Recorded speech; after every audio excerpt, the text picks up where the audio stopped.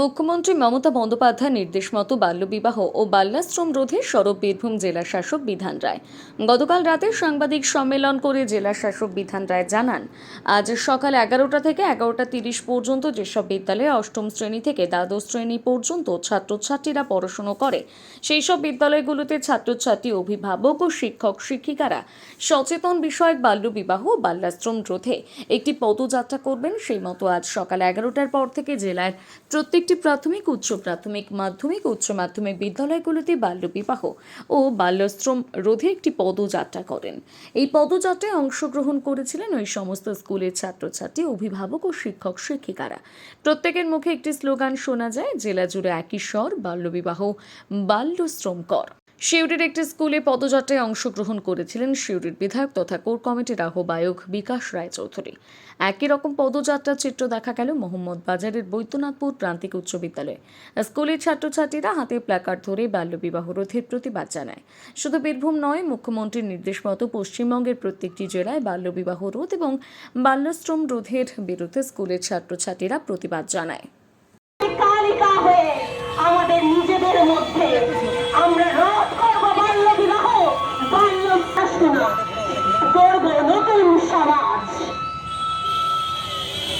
রবীন্দ্রনাথ ঠাকুর উচ্চ বালিকা বিদ্যালয়ের জেলা জুড়ে এক স্বর, বাল্যবিবাহ রোধ কর। জেলা জুড়ে এক স্বর, বাল্যবিবাহ রোধ কর।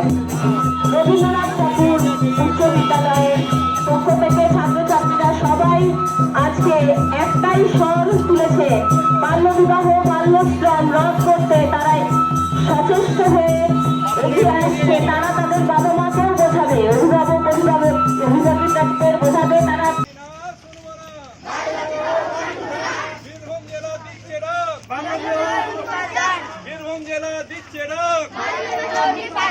বীরভূম জেলা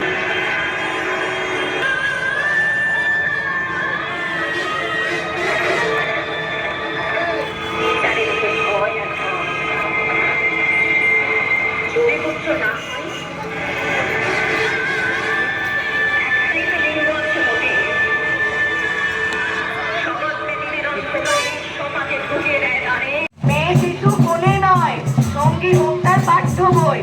বাল্যবিবাহ রোধ করো, দারিদ্র মুক্ত সমাজ করো। বাল্যবিবাহ রোধ করো, দারিদ্র মুক্ত সমাজ করো। বাল্যবিবাহ রুখতে হলে আওয়াজ তোলো তালে তালে।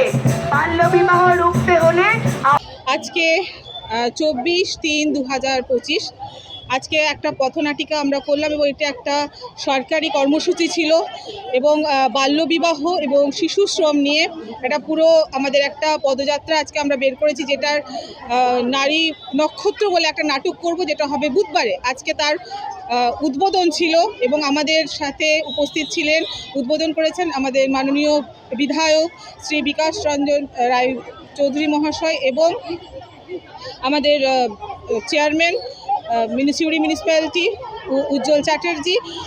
উপস্থিত ছিলেন আমার সমস্ত ম্যানেজিং কমিটির মেম্বার্সরা, উপস্থিত ছিলেন পুরোহিত কাজী সাহেবরাও, যারা এই যে বাল্যবিবাহের বিরুদ্ধে তারা রুখে দাঁড়িয়েছেন, তারা সবাইকে সচেতন করার জন্য। আমার সমস্ত ছাত্রীরা তারা প্রেজেন্ট ছিল, আমার টিচার্সরা প্রেজেন্ট ছিলেন এবং আমরা প্রত্যেকে এই অঙ্গীকারই নিয়েছি যেন কোনো বাল্য বিবাহ আর হতে দেব না, শিশু শ্রম হতে দেব না। আমাদের প্রত্যেককে সচেতন করার জন্য আমরা সবাই মিলে আমরা আজকে এগিয়ে গেছি। আমরা পদযাত্রা দিয়ে আমাদের অনুষ্ঠানের শুভ সূচনা করলাম, যেটা আমরা একটা নাটক দিয়ে, যেটা হবে 26 তারিখে, সেই দিন আমরা এটাকে শেষ করব এই কর্মসূচিটা।